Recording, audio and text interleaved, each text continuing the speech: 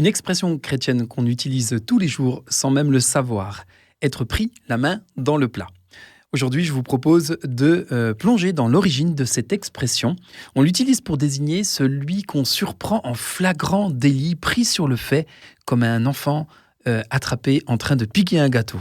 Mais cette formule n'est pas née dans une cuisine moderne, elle remonte à un épisode fondateur du christianisme lors du dernier repas de Jésus avec ses disciples, la fameuse Sainte Seine. L'histoire se déroule à Jérusalem il y a près de 2000 ans. Jésus, entouré de ses apôtres, annonce soudainement qu'un traître se trouve parmi eux. Stupeur et consternation, qui, parmi ses proches, oserait une telle chose ?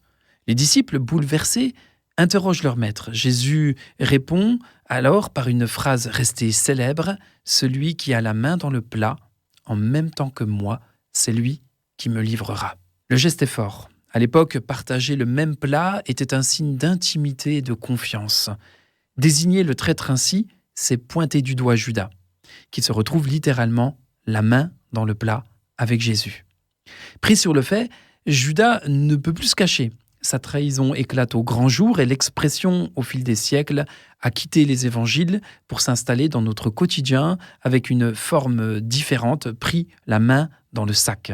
Être pris la main dans le plat, c'est donc à l'origine être démasqué dans un acte de trahison, tout comme Judas l'a été lors de la scène, même si on voit que finalement tout le monde, tous les disciples n'avaient pas encore compris que Jésus le désignait du doigt, c'est qu'après coup qu'ils l'ont compris.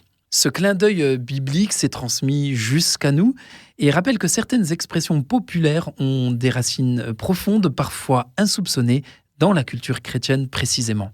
Alors la prochaine fois que vous surprendrez quelqu'un la main dans le plat, souvenez-vous, ce n'est pas qu'une histoire de gourmandise, mais bien un écho direct à l'une des plus célèbres trahisons de l'histoire.